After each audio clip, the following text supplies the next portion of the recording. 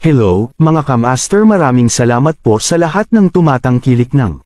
Ang aking asawa ay isang hacker. Paki-follow and subscribe mga master para sa mga susunod pang mga kabanata. Ang aking asawa ay isang hacker. Kabanata 161. Nang marinig ni Vivian ang tungkol sa bagay na ito tungkol sa libro ng ehersisyo, naisip niya ang halimbawa na itinapon niya ang libro sa sahig at hindi maiwasang maklench ang mga gilid ng kanyang palda. Wala siyang ideya kung si Nicole ay nagreklamo o hindi. Nang makita na siya ay nanatiling tahimik, nagpatuloy si Ms. Emerson, ang iyong kapwa, si Oliver ay karaniwang kalmado at nakolekta. Nag-aalala siya tungkol dito, kaya dumating siya upang sabihin sa akin na ikaw ay nasa isang masamang kalagayan at inaasahan na maaari kong payuhan ka, ngunit napunta ka rito na hinahanap ako bago ko ginawa. Panipi. Nang marinig ito ni Vivian, nanlaki ang kanyang mga mata. Ang kapitbahay ko, na si Mick Oliver, ay talagang dumating kay Ms. Emerson upang pag-usapan ako. Naisip niya. Nang makita ang kanyang nakagulat na hitsura, tumingin si Ms. Emerson at nagbuntong hininga, Vivian, may mataas akong pag-asa para sa iyo, huwag mo akong pabayaan, okay? Tumango si Vivian na parang nasa isang sulyap habang umalis siya sa opisina. Gayunpaman, ang kabuuan ng kanyang pansin ay nakakabit sa salitang, masyadong. Sino pa ang may mataas na pag-asa ni Ms. Emerson? Nicole. Habang iniisip niya ito, naramdaman ang kanyang dibdib na malapit ng sumabog. Ano ang karapatan ni Nicole na nasa pantay na paglalakad sa akin sa mga mata ni Ms. Emerson? Himas siya sa kanyang sarili. Si Nicole ay may parehong lousy na pag-uugali at mga marka, kaya ano ang dapat niyang ihambing sa akin? Nang makabalik si Vivian sa klase, agad niyang tinanong si Oliver na pula ang kanyang mga mata. Oliver, bakit mo ako hinaplos kay Ms. Emerson? Hindi mo ba alam na walang kahihiyan ka? Panipi. Sa sandaling narinig ni Vivian ang tungkol kay Ms. Emerson na partikular na binabanggit ang ehersisyo na libro ni Nicole, naisip niya na ito ay si Oliver na nagsabi kay Ms. Emerson na siya ang gumawa nito, na naging sanhi ng pag-uugali ni Ms. Emerson sa kanya na magbago. Tiningnan siya ng kapitbahay ni Vivian. Nag-aalala lang siya tungkol sa kanya at napahiya din na sabihin sa kanya ng diretso, kaya't sinabi lang niya sa madaling sabi kay Ms. Emerson na si Vivian ay nasa isang hindi magandang kalagayan at hindi na iba pa. Nang makita si Vivian ay malapit nang umiyak, mas nabalisa si Oliver. Gusto niyang tulungan siyang panasan ang kanyang luha, ngunit sa halip ay malamig siyang kumuha ng isang hakbang habang sinulyapan siya. Walang kahihiyan ng kreten. Lumayo ka sa akin. Panipi. Ang kamay ni Oliver ay nagyelo sa mid-air habang ang isang mapait na ngiti ay lumitaw sa kanyang mukha. Ito ay palaging ganito, naisip niya. Ang kanyang espesyal na pagmamahal kay Gary sa kabila, palagi siyang malamig bilang hamog na nagyelo sa kanya. Ibinaba niya ang kanyang kamay habang sinabi niya na medyo mahina, Vivian, pasensya na, nag-aalala lang ako sa iyo. Nag-sneer si Vivian nang marinig niya iyon, nag-aalala tungkol sa akin. Nag-aalala ka na nag-snitch ka sa akin kay Ms. Emerson. Sino ang nangangailangan ng iyong kasuklam-suklam na pag-aalala? Panipi. Tulad ng sinabi niya iyon, lumakad siya patungo kay Nicole, ang kanyang mga mata ay tumaas. Ito ay dahil sa asong ito, naisip niya. Kung hindi ito para sa kanya, si Gary ay hindi kumikilos tulad ng siya ay naiinis, at hindi ako maiinis ni Ms. Emerson, na palaging may motor sa akin. Ang lahat ng ito ay dahil kay Nicole. Kudlit. Nang makita na si Vivian ay walang balak na mag-descalate ng mga bagay at sa halip ay lumakad papunta sa kanya, mas malamig ang mga mata ni Nicole. Nakatayo si Oliver sa likuran ni Vivian habang tinitingnan niya ang pagtalikod niya ng walang kasing pagtingin sa kanya. Tulad ng kung naramdaman ang tingin ng lahat sa paligid niya, gaanong clench niya ang kanyang kamao. Naglakad si Vivian kay Nicole nang hindi nagsasabi ng kahit ano habang agad na itinaas niya ang kanyang kamay upang sampelan ang huli. Ikaw B***. Inunat na niya ang braso niya, at kung ang sampal na ito ay nakarating sa mukha ni Nicole, tiyak na isang mahirap na sampal. Pinakamahusay kung masisira ko lang ang kanyang magandang mukha. Maingat niyang naisip sa sarili. Kabanata 162. Lahat ay napanood na may hininga sa pinangyarihan. Si Vivian ang kanilang klase sa rep at napakapopular sa klase. Dapat may nagawa si Nicole upang magalit siya. Halos lahat ay nakipagtulungan kay Vivian. Ito ay magiging isang mahusay na sampal dahil si Nicole ay talagang nagdulot ng maraming problema para sa Class B. Napakahusay din niya sa pag-akit sa mga kalalakihan na nararapat niyang sampelan. Isang chill ang lumitaw sa mga mata ni Nicole. Siya ay orihinal na hindi maabala kay Vivian, ngunit ang huli ay patuloy na nagtutulak sa kanya, hinahamon ang kanyang mga limitasyon. Nang makita na ang kanyang sampal ay malapit nang makarating sa mukha ni Nicole, isang flash ng glee ang lumitaw sa mga mata ni Vivian. Hindi lamang umiwas si Nicole, ngunit pinataas lamang niya ang kaliwang kamay at hinawakan ang papasok na kanang kamay ni Vivian. Ang pagsunod sa isang mad-ulash na pagtaas sa kanyang kilay ay isang nakasisindak na matalim na glint sa kanyang mga mata. Nais mong malaman kung paano sampelan. Hayaan mo akong turuan ka. Panipi. Kaagad pagkatapos, si Nicole ay casual na nakataas ang kanyang kanang kamay habang sinaktan niya ang mukha ni Vivian tulad ng isang bolt ng kidlat. Nais ni Vivian na harangan, ngunit huli na dahil maaari lamang siyang manood habang ang sampal na konektado laban sa kanyang mukha na may malawak na binuksan na mga mata.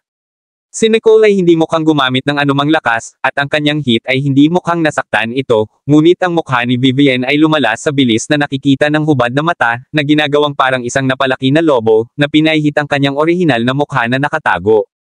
Hindi pa rin napagtanto ni Vivian kung ano ang nangyari habang tinitingnan niya ang disdainfully kay Nicole. At, narito naisip kung bihasa ka. Ikaw ay talagang wala. Panipi. Tulad ng nais niyang sabihin ng iba pa, nahanap niya ang kanyang sarili na hindi mabuksan ang kanyang bibig. Isang biglaang sakit pagkatapos ay sumulong sa kanyang mukha. Bagaman walang pinsala sa balat, ang loob ay nakaranas ng malubhang pinsala. Hinawakan ni Vivian ang kanyang mukha sa kawalan ng paniniwala, nais niyang sumigaw, ngunit hindi niya mahahanap ang kanyang tinig. Nang makita niya ang lahat na nakatingin sa kanyang kakaiba, lalo na si Gary, na nakaupo sa likuran, na binigyan din siya ng nakasimangot, tinakpan ni Vivian ang kanyang mukha ng kanyang kamay sa gulat dahil hindi na niya maabala si Nicole at sumugod sa labas ng silid-aralan. Nang makita si Vivian na tumakas sa silid-aralan sa gulat, tiningnan ng lahat si Nicole na luha. Hindi nila inisip na siya ay nakakatakot.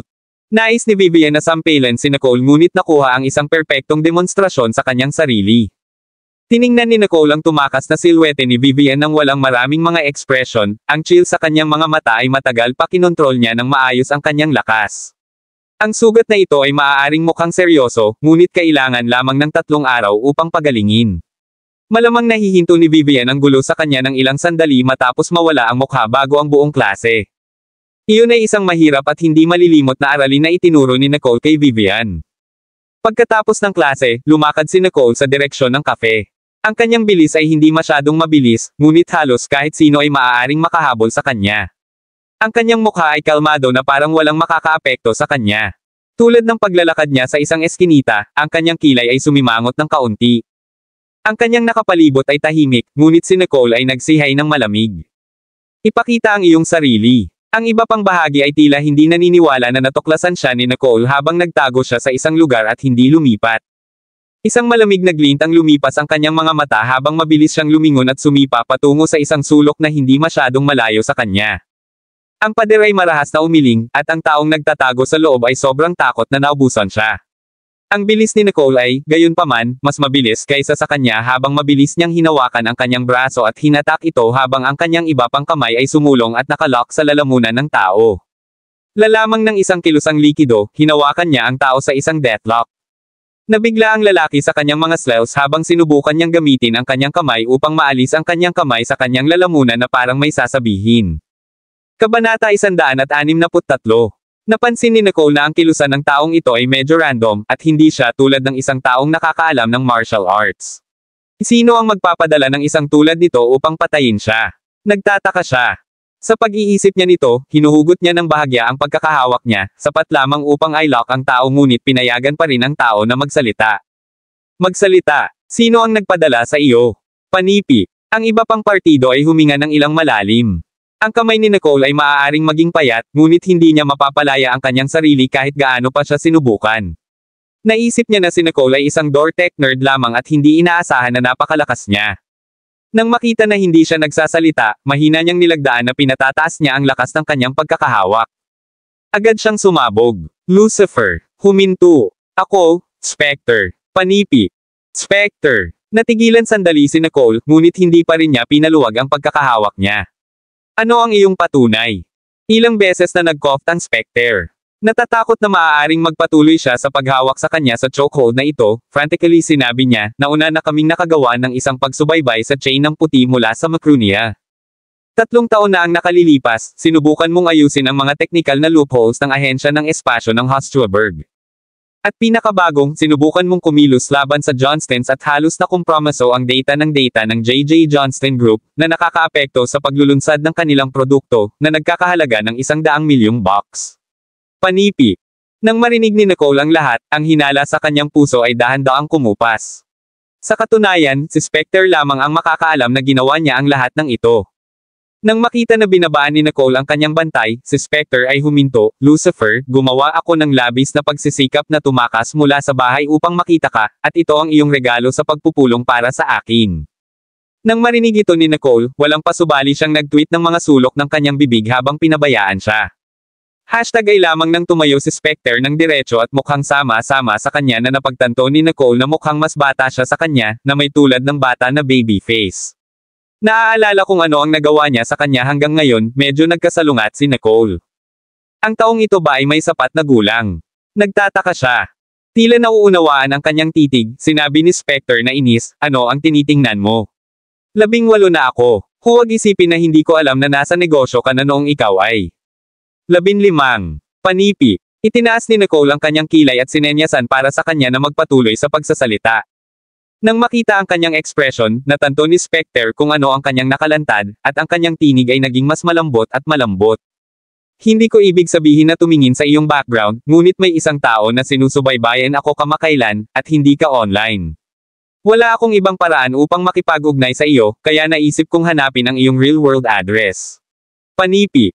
Alam ni Nicole na hindi siya magsisinungaling sa kanya. Sa pagtingin sa kanyang baby face at iniisip ang kanyang tila may sapat na kasosyo sa internet, mayroong isang masamang kahulugan sa kanyang puso na hindi niya may lalagay sa mga salita. Ngunit, tiningnan ni Spectre si Nicole habang sinabi niyang seryoso, "Lucifer, tumawid ka ba sa isang tao na makapangyarihan o kung ano? Kapag hindi ka nila masusubaybayan, sinimulan nila akong subaybayan sa halip. Hindi ako kasing kasanayan tulad mo at halos nasubaybayan ng ilang beses." Panipi. Sa pag-iisip ng kanyang ilang mga nemesis, si Nicole ay nag-squint ng kaunti, ngunit hindi siya tumira sa paksa habang sinabi niya ng mahina, "Kumain ka na ba?" Agad na umiling si Spectre. Siya ay lumusot mula sa bahay at tumakbo hanggang sa Royal Creek Institute upang mag-squat sa kanya. Wala siyang oras upang kumain. Pinahihit ni Nicole ang kanyang mga mata habang siya ay slothfully sinabi, "Dadalhin kita para kumain. Mag-uusap tayo habang kumakain tayo." Panipi. Ang dalawa ay lumakad sa landas sa loob ng Royal Creek Institute habang naalala ni Nicole ang grove na dinala siya dati. Ang lugar ay parehong tahimik at may mahusay na pagkakabukod ng tunog. Kaya, nagpasya siyang kumuha ng Spectre doon para kumain. Si Spectre ay nagkaroon ng isang napaka-cute na mukha ng sanggol, at kapag siya ay tumahimik, mayroong isang hitsura ng inosenteng panlilinlang. Ang driver ng taxi ay tumingin sa dalawa ng ilang beses. Sa una, nag-aalala siya na si Nicole ay gagawa ng isang bagay na masama kay Spectre, ngunit nang makita niya ang mukha ni Nicole, siya ay nababagabag. "Kalimutan mo na. Ang batang babae ay mas maganda kaysa sa batang lalaki. Hindi ko kailangang mag-alala." Naisip niya. Kabanata 164. Kasabay nito, napansin ni Nicole si Spectre, na pakiramdam na hindi siya interesado sa anuman, at hindi rin siya nakatingin sa nakagaganyak na mga tanawin ng San Joto. Pagkatapos ay nagkaroon siya ng ilang mga saloobin sa loob niya. Matapos makarating sa lugar na ito, kinuha ni Nicole ang Spectre. Mayroong ilang mga tao doon sa oras, kaya ang dalawa ay nagpunta sa isang pribadong silid sa ikalawang palapag at nag-utos ng ilang pinggan bago tanong ni Nicole. "Halika, kasama nito. Paano mo ako nahanap?" Panipi. Tiningnan ni Spectre ang medyo malapit na mukha ni Nicole habang tumalikod siya at sinabi na medyo walang kabuluhan, "Malapit ka na." Tumahimik sandali si Nicole bago hindi mapigilan ang paglilipat ng kaunti sa gilid bago magtanong, "Mas mabuti?" Ang mga tainga ng Spectre ay nag-flush ng pula habang sinulyapan niya si Nicole at sinabing, "Ito ay isang hotel na minsan mong nanatili sa Nottingbrook State na marahil ay nangangailangan ng pagpaparehistro ng pangalan. Natagpuan kita gamit ang pangalang iyon." Panipi. Nottingbrook State. Ang ekspresyon ni Nicole ay nagbago ng kaunti. Hindi niya inaasahan na mangyari ang problema doon. Palagi siyang nag-iingat, ngunit mayroon siyang isang misyon na may mataas na difikultura noon, at wala siyang oras upang tanggalin ang kanyang personal na impormasyon mula sa database ng hotel pagkatapos magawa ang misyon. Sa kabutihang palad ito ay isang pangalan lamang. Kung si Spectre ay hindi ang kanyang kapareha at binigyan siya ng pangalawang antas ng susi upang payagan siyang ilang kakayahan sa decryption laban sa kanyang IP, hindi niya kailanman masusundan ang kanyang landas sa hotel at makuha ang kanyang pangalan. Ngunit kahit na, kailangan pa rin niyang pumunta sa Nottingbrook State. Si Spectre ay hindi estranghero sa pag-iingat ni Nicole, at sa sandaling nakita niya ang kanyang ekspresyon, "Aniya, pupunta ka sa Nottingbrook State, di ba? Dalhin mo ako." Panipi. Sinulyapan siya ni Nicole. Palagi siyang nagtrabaho mag-isa. Dagdag pa, ang pagdadala ng isang bata ay walang iba kundi problema. Pagkatapos ay sinabi niya nang hindi sinasadya, hindi nagdadala ng isang bata. Masyadong maraming problema. Panipi. Sobrang umihi si Specter ay tumigil siya sa pagkain, ikaw ang parehong edad sa akin, isang mas matanda na buwan. Wala akong pakialam. Kung hindi mo ako dadalhin, ibebenta ko ang iyong impormasyon kay H. Hinahanap ka niya sa buong mundo. Tulad ng sinabi niya na, hindi na siya kinakabahan habang tinatawid niya ang kanyang paa at tinitigan si Nicole na may hitsura ng ano ang magagawa mo sa akin, ha? Tumingin ulit si Nicole sa kanya at sinabing may kalahating malabog. Ang pagbugbog ng mas maaga ay hindi sapat. Siya ay nangahas na banta ako. Naisip niya. Agad na nag-spoke si Specter. Nakalimutan niya na si Nicole ay hindi ang tech nerd na naisip niya ngunit isang napakabihasang femme fatale. Ito ay ang lahat ng iyong kasalanan. Siya habang naisip niya, bakit mo nakarehistro ang lahat ng iyong mga detalye ng kasarian bilang lalaki? Kahit na ang hotel ay mayroon lamang ang iyong pangalan.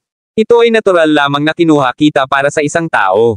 Habang tinitingnan niya ang maganda, nagmumuni-muni na mukha ni Nicole, medyo natigilan si Specter. Bagaman ang kanyang mga magulang, na matalo siya sa sandaling makita siya, ay hindi mabait sa kanya, itinuro pa rin nila siya kung ano ang kailangan nila. Sa makatuwid, nakita niya ang maraming magagandang batang babae dati. Gayunpaman, hindi pa rin niya maiwasang mawala sa panunood ng mukha ni Nicole. Ang kanyang magagandang mata ay may likas na katalinuhan sa kanila. Ang ilaw sa kanyang mga mata ay malinaw ngunit matalim, na parang maaaring tumusok sa puso ng isang tao, na naging sanhi ng pakiramdam ng lahat sa ilalim ng kanyang tingin. Masakit ngunit gayunpaman, hindi niya maiwasang tingnan ang mga ito. Ibinaba ni Specter ang kanyang ulo, isang malabong tinge ng pagkalito na lumulutang sa kanyang mga mata. Sa pagiging bihasa ni Nicole, magiging pasanin ba ako kung susundin ko siya? Hinahabol niya ang kanyang mga labi sa pag-iisip nito. Ang tinidor sa kanyang kamay ay tumigil sa paglipat. Bagaman nagugutom siya, nawalan siya ng gana. Nang makita na hindi siya kumakain, si Nicole ay sumimangot ng kaunti. Kumain ka. Pagkatapos nito, kinuha niya ang kanyang telepono at naglakad palabas habang gumawa siya ng isang tawag sa telepono. Kabanata 165. Mag-book ng 2 tiket sa pinakamalapit na paliparan sa Nottingbrook State, and then get a car to pick me. Panipi. Ito ay Biyernes ngayon, at pagkatapos ng ilang mga saloobin, nagpadala siya ng isang mensahe kay MS Emerson upang humingi ng pag-iwan para sa sesyon ng hapon. Pagkatapos nito, bumalik siya sa silid at tiningnan ang mukha ni Specter na tulad ng sinabi niya, kumain. Sumama ka sa akin sa sandaling tapos na tayo kumain. Panipi. Nagulat si Specter nang marinig niya iyon habang lumingon siya kay Nicole. Nang makita niya ang ngiti sa kanyang maliit na mukha, ang lamig sa kanyang mga mata ay dahan-daang kumupas. Tinapik niya ang kanyang ulo at kinuha ang kanyang cutlery habang nagsimula siyang kumain. Ang mga pinggan dito ay hindi masama. Alam na maaari siyang sumama kay Nicole, tumangala si Specter at muli ay may pagnanais na makipag-usap sa kanya. Hindi kasing ganda ng lutuin sa aking lugar. Tulad ng sinabi niya na, tiningnan niya si Nicole na may mga mata na puno ng pag-asa na magpapatuloy siyang magtanong ng maraming mga katanungan. Hindi sinunod ni Nicole ang kanyang nais ngunit sa halip ay pinunasan ang sulok ng kanyang bibig. Kung tapos ka na, hayaan ang novel drama. Tumugon si Specter na may ilang pag-alis. Naisip niya na si Nicole ay mausisa tungkol sa kanya sa kanilang unang pagkikita, ngunit hindi siya nasasabik tulad niya. Sa kanya, pareho si Lucifer ang kanyang Panginoon at kaibigan. Siya ay isang alamat sa mga hacker at ang pinakamahirap na rurok para sa kanya na umakyat. Ngayon na sa wakas ay nakilala niya ito, natural na napakakapansin-pansin niya. Dinala siya ni Nicole sa hagdan tulad ng sinabi niya, medyo nakakahiya, sa likuran niya. Nicole, bakit hindi ka interesado sa akin? Nang marinig ni Nicole ang sinabi niya, hindi siya tumalikod ngunit sa halip ay sinabi. Akala ko umaasa ka na hindi ako magtanong. Pagkatapos ng lahat, kapag ang dalawa ay nasa misyon, hindi nila kailanman ibinahagi ang alinman sa kanilang personal na impormasyon. Ito ay tulad ng isang pag-unawa sa taset ng walang mga salita. Ang hindi pagtatanong sa bawat isa sa mga tunay na detalye ay ang panuntunan na kapwa sina Lucifer at Specter ay sumunod sa labas ng screen. Sa pag-iisip na mula nang hahanapin siya ni Lucifer, lumingon si Nicole at tiningnan siya habang sinabi niya, gayunpaman, nakuha ko na ang iyong impormasyon ng mas maaga. Hindi lamang ito ang kanyang impormasyon. Kung gusto talaga ni Nicole, maaari rin siyang maghukay ng mga detalye ng kanyang mga ninuno. Gayunpaman, dahil sa paggalang sa kanyang privacy, hindi tinitingnan ni Nicole ang marami dito ngunit sa halip ay lamang ng sulyap sa kanyang tunay na pangalan. Sa pagtingin sa dila na nakatali sa dila, mayroong isang bihirang tinge ng pagtawa sa kanyang tinig. Kumusta, Zeke Guzman? Tiningnan ni Zeke si Nicole sa isang labi, na tila hindi magreaksyon. Ito ay lamang nang iginuhit ni Nicole ang layo mula sa kanya na mabilis siyang sumunod, Nicole, hintayin mo ako. Ito ay ang katapusan ng linggo, at pagkatapos ng paaralan, sina Snow at Rain ay kinuha ng kotse na ipinadala mula sa pamilyang Riddle. Ang Snow ay nagdadala pa rin ng isang lalagyan ng thermos kasama niya na may isang mabagsik na ekspresyon sa kanyang mukha. Siya ay orihinal na binalak na ibigay ito kay Harvey, ngunit pagkatapos maghintay hanggang sa ang lahat ay nawala sa ilalim ng kanyang unit, may nagsabi sa kanya na si Harvey ay umalis para sa ngayon dahil sa ilang emerhensya at hindi pumasok sa paaralan. Nang maalala niya na ang telepono ni Harvey ay naka-off nang tumawag siya sa kanya, mahigpit ang pagkakahawak sa lalagyan habang ngumiti siya sa tao at pinasalamatan siya sa pagsasabi sa kanya na bago umalis ng nakakahiya. Hindi kailanman sasabihin sa kanya ni Harvey kung ano siya. Sa kabutihang palad, nagsalita pa rin siya para sa kanya bago si G. Wyans. Nangangahulugan iyon na pinangalagaan niya ito, at sapat na iyon. Sinubukan ni Snow na pakalmayan ang kanyang sarili na hindi mahalaga, ngunit sa sandaling nakarating siya sa kanyang silid, sinalsal niya ang lalagyan ng thermos sa lupa, sinira ito. Ang mainit na sopas ay napatay, na pinalamanan ang marilag na carpet na may mga blotch ng mancha. Nabigla si Rain sa biglaang tantrum ni Snow at agad na tinanong, Snow, ano ang bagay? Kabanata 166. Sumulyap si Snow kay Rain. Wala siyang dahilan upang maibulalas ang kanyang kapatid, kaya't marahang sinabi niya, mabuti ako. Kumusta ang mga bagay sa pagitan mo at ni Gary? Panipi. Ang pamilyang Finley ay isa rin sa mga piling pamilya ng San Joto, at palaging ipinagmamalaki ni Rain ang katotohanan na malapit siya kay Gary. Ngunit kamakailan lamang, ginamit ni Gary ang dahilan ng pagiging abala sa kanyang mga pagbabago at tinanggihan ang kanyang hindi mabilang na mga paanyaya. Sa pag-iisip nito, kahit na si Rain ay nagsuot ng isang mabagsik na hitsura habang siya ay nag-heist, si Gary ay partikular na malamig sa akin ng huli. Lahat ito ay kasalanan ni Nicole. Ano ang dapat kong gawin, Niebe? Panipi. Wala siyang ideya na ang saloobin ni Harvey kay Snow ay mayroon ng Niebe sa pagtatapos ng kanyang pagpapatawa. Naisip niya na ang relasyon ng kanyang kapatid kay Harvey ay mabuti pa rin, kaya nais niyang bigyan siya ng ilang mga ideya. Gayunpaman, ang Snow ay nagkakaroon din ng sakit ng ulo.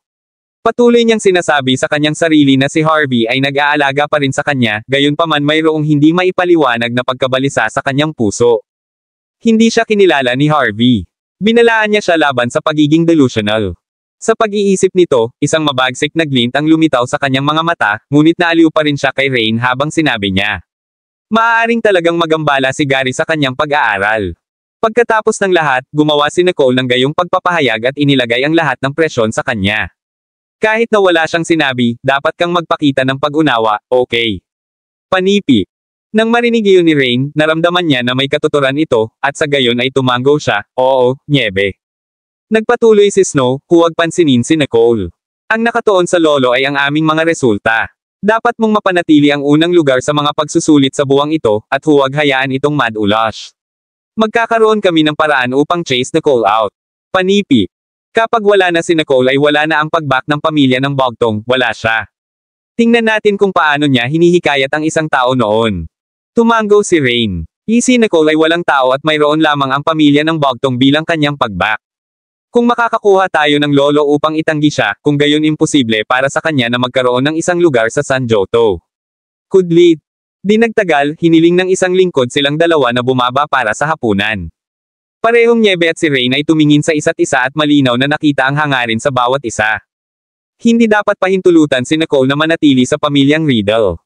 Ito ay magiging katapusan ng linggo bukas, at tulad ng dati, ang 4 na anak na lalaki ng pamilya ng Bogtong ay ibabalik ang kanilang mga anak para sa hapunan.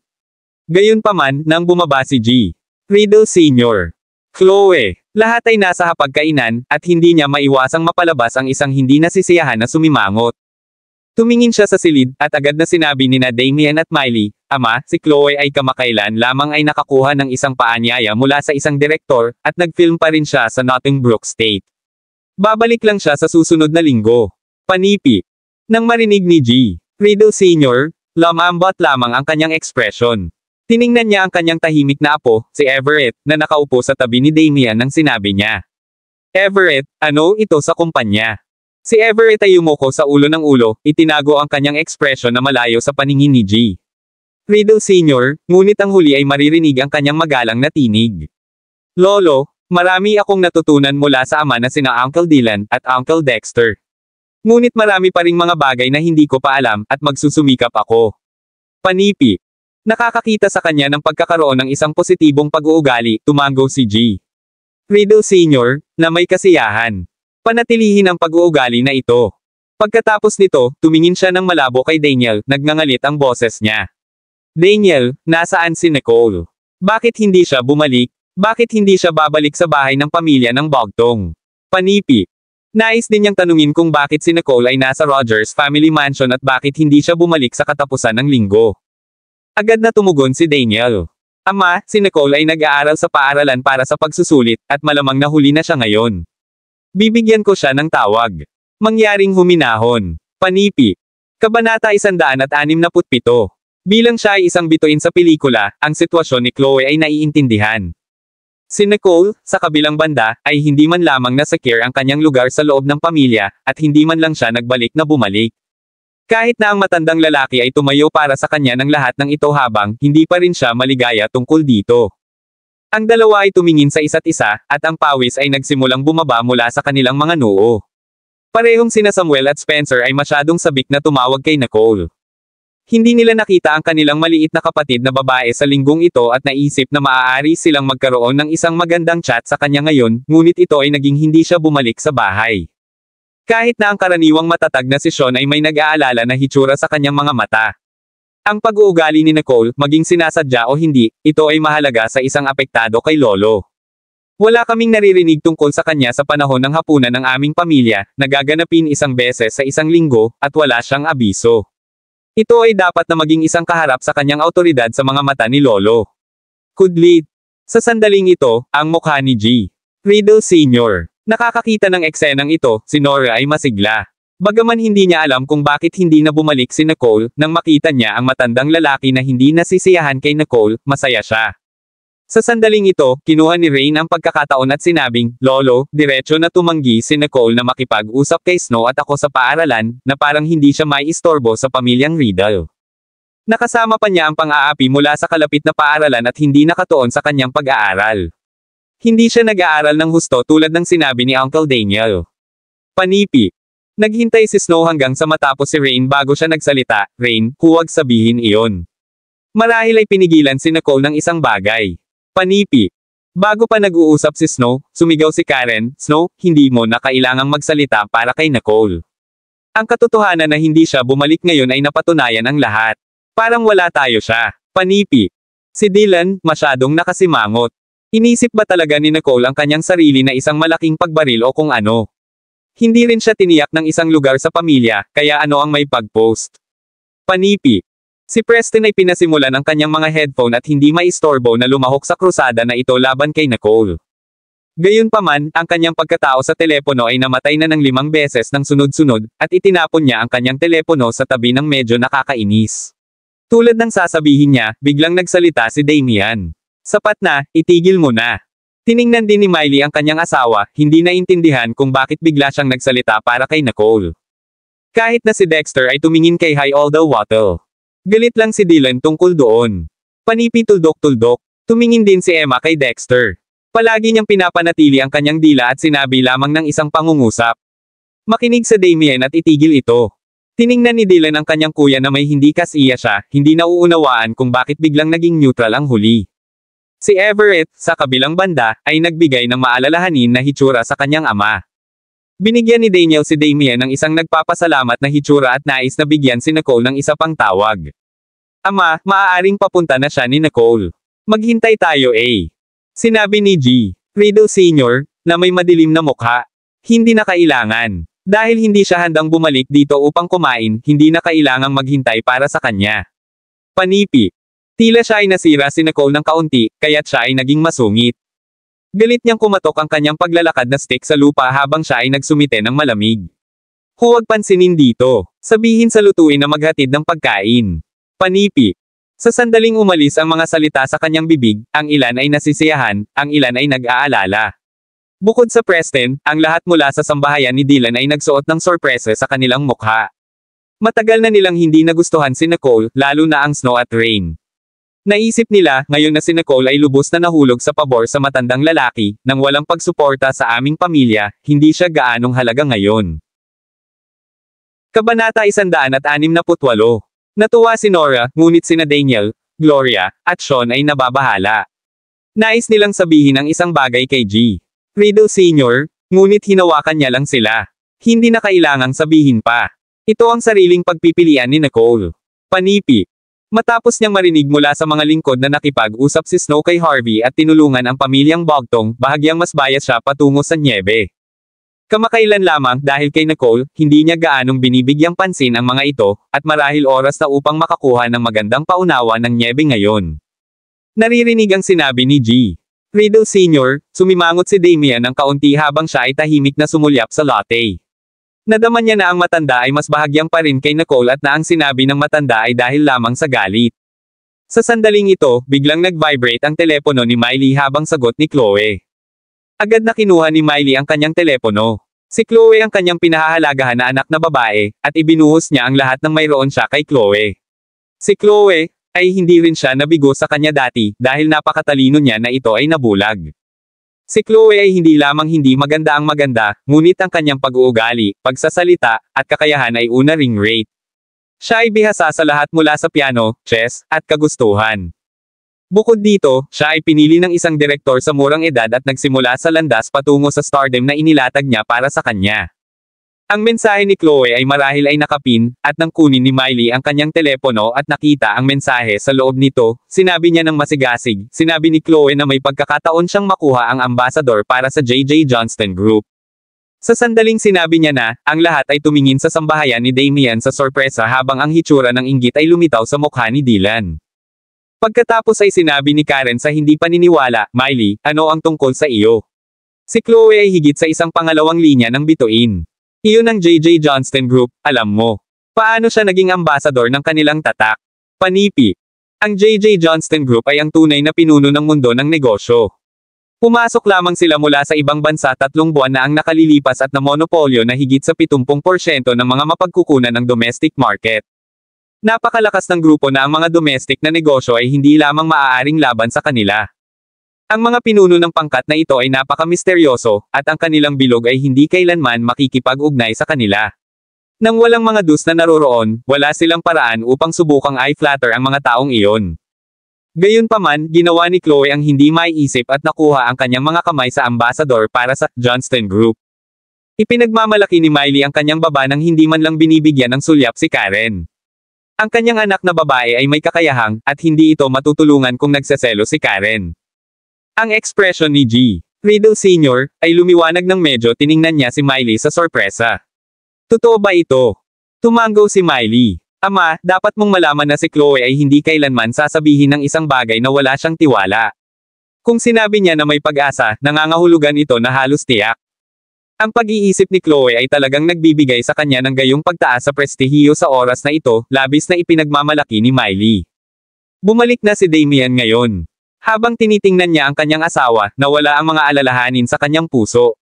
Kung makukuha ni Chloe ang embahador mula sa J.J. Johnston Group, kung gayon hindi na niya kailangang matakot sa impluensya ni Snow at Harvey. Pagkatapos ng lahat, si Chloe ay wala ring pushover. Ama, sa sandaling bumalik si Chloe, kukunin namin siyang sabihin sa amin ang lahat tungkol sa bagay na ito sa J.J. Johnston Group. Tumango rin si G. Riddle Sr. Hindi niya inaasahan na may kakayahang si Chloe. Sa parehong mga anak na babae mula sa kanyang panganay at pangalawang anak na pambihirang, si G. Riddle Sr. ay tumalikod kay Daniel. Ang anak na lalaki nito ay mahina mula noong siya ay bata pa. Ang kanyang kahinaan sa tabi, siya rin ay hindi mapaghangad, kaya't si G. Riddle Sr. ay hindi nakapin ng anumang pag-asa sa kanya. Bagaman alam ni Nicole si G. Ellison, hindi ito sapat. Habang iniisip niya ito, ang ekspresyon ni G. Riddle Sr. ay naging isang maliit na madilim. Daniel, marahil ay dapat mong alagaan si Nicole. Ang mga anak ng iyong kapatid ay mahusay na umuunlad, at si Nicole ay dapat ding magkaroon ng isang bagay na maipakita. Panipi. Gayunpaman, bago siya makatapos, ang pintuan ay biglang binuksan ng mabilis ng isang lingkod. Sa kanya na nagambala sa kalagitnaan ng pagsasalita, tiningnan ni G. Riddle Sr., ang alipin sa pintuan na may hindi kasiya siyang hitsura. Ano ang ginagawa mo sa gayong gulat? Ang alipin ay hindi maabala sa kanyang galit habang mabilis niyang idinagdag, Sir, ang mga tao mula sa pamilyang Rogers ay narito. Kabanata 169. Ano? Sa isang iglap, naisip ni G. Riddle Sr., na naririnig niya ang mga bagay, at ganoon din ang natitira habang natigilan sila ng uto ng pangalan ng pamilya na iyon.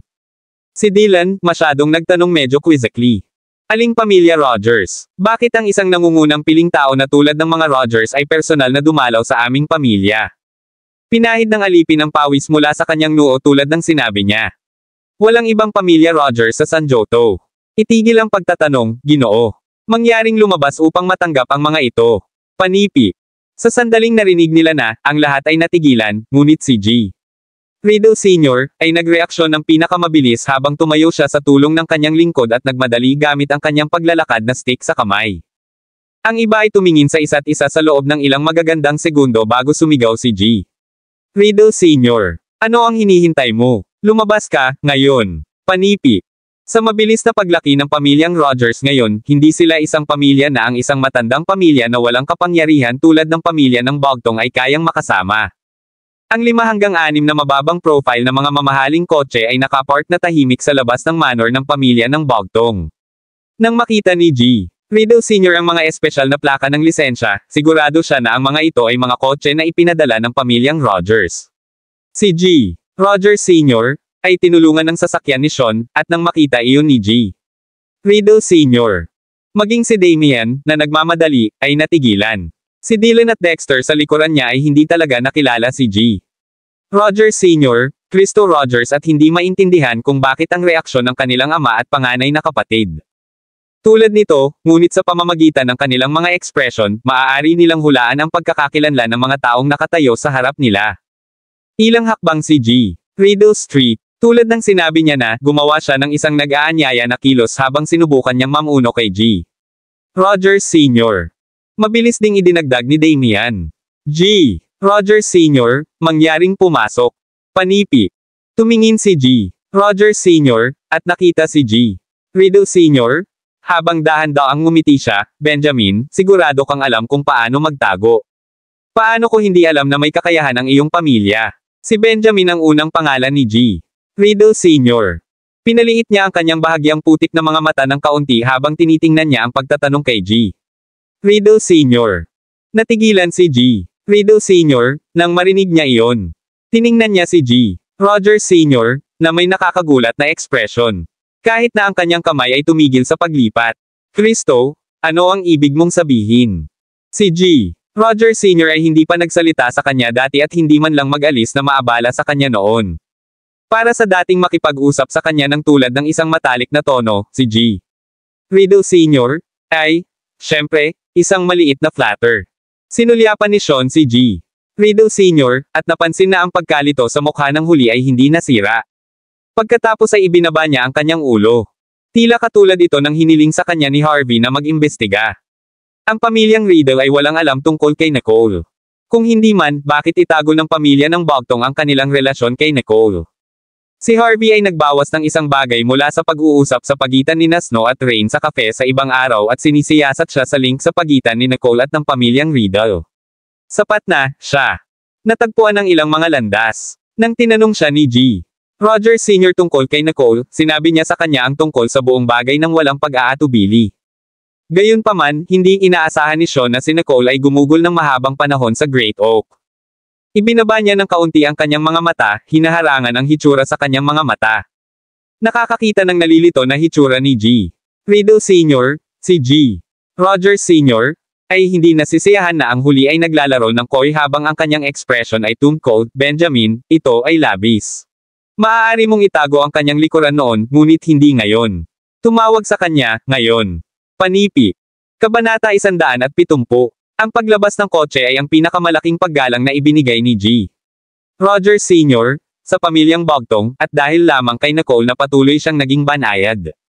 Kung hindi man, ang mga Bogtong ay hindi kailanman kwalipikado na makipag-usap sa kanya. Hindi siya gumalaw at hindi niya balak na pumasok sa manor dahil gusto lang niyang lumapit at ilayo si Nicole. Si G. Riddle Sr., ay naging mas nalilito habang si Dylan sa likuran niya ay nakipag-ugnay. Mr. Rogers Sr., naghahanap ka ba kay Chloe? Wala siya ngayon. Panipi. Ang bawat tao'y biglang nagpakita ng isang hitsura ng pag-unawa, at talaga silang sigurado na si G. Rogers Sr., ay naghahanap kay Chloe. Ito ay dahil, sa mga tuntunin ng posibilidad, tanging si Chloe ay may anumang bakas ng koneksyon sa pamilyang Rogers. Bagaman si Miley ay isang anak na babae ng pamilyang Rogers branch, hindi siya natatangi, ngunit ang kanyang anak na babae ay talagang higit na pinahahalagahan ng pamilya ng sangay at tinawag na manatili sa kanila ng madalas. Kaya, naisip nila marahil ay nakilala siya ni G. Rogers Sr. noon. Iyon ang pinakatiyak na sagot sa mga puso ng karamihan sa pamilya ng Bogtong. Si Miley, na naisip din nito, at agad niyang tiningnan si G. Rogers Sr., ang kanyang mga mata na puno ng pag-igting at pag-asa. Kung ang pangunahing pamilya ay talagang nagustuhan sa napakatalino na Chloe, kung gayon ang panghabang buhay na pangarap ng kanyang mga magulang ay makumplito. Ang dahilan ng pamilya ng sangay ay inabandona ng pangunahing pamilya ay natumawid sila sa pamilyang Johnston higit sa 10 taon na ang nakalilipas. Pagkatapos nito, sila ang pangatlong sambahayan ng pamilyang Rogers at ngayon ay nahulog sa likurang dulo ng mga dakilang pamilya ng San Joto. Kaya, ang kanilang pinakamalaking hangarin ay upang malugod ang pamilyang Johnston at bumalik sa pamilyang Rogers muli upang mabuhay ang mataas na buhay. Kung magagawa ito ni Chloe ng maaga, kung gayon hindi ito naiiba kaysa sa paghampas ng jackpot para kay Miley at ang natitira. Ngunit ang katotohanan ay nasaktan upang mabaigo si Miley habang si G. Rogers Sr. ay mas nalilito nang marinig niya ang pangalang, Chloe. Sino si Chloe? Kaagad pagkatapos, isang bakas ng kawalan ng tiyaga ang lumitaw sa kanyang luma, naka-weather na mukha. Tumigil sa pag-aaksaya ng oras. Ibigay mo siya, ngayon. Panipi. Nang makita na ang ekspresyon ni G. Rogers Sr., hindi nila inaasahan ang taong hinahanap niya ay hindi Chloe. G. Riddle. Hinawakan ni Senior ang kanyang ngipin tulad ng sinabi niya, Kristo, wala kaming ideya kung sino ang hinahanap mo. Mangyaring sabihin. Panipi. Nang marinig iyon ni G. Rogers Sr., malapit na siyang mawalan ng pag-uugali. Hindi siya naniniwala na ang drivel na lumalabas kay G. Riddle. Ang bibig ni Senior at naisip na hindi nila nais na sabihin sa kanya kung nasaan si Nicole, at ang kanyang ekspresyon ay medyo menacing sa isang instant. Ang sino mang nang-ahas na pigilan ako mula sa pamumuhay ng mas mahaba ay magbabayad ng presyo. Matapos malaman ang tungkol sa koneksyon ni Nicole sa pamilyang Riddle mula sa Sean, hindi na makapaghintay ng ilang sandali si G. Rogers Sr.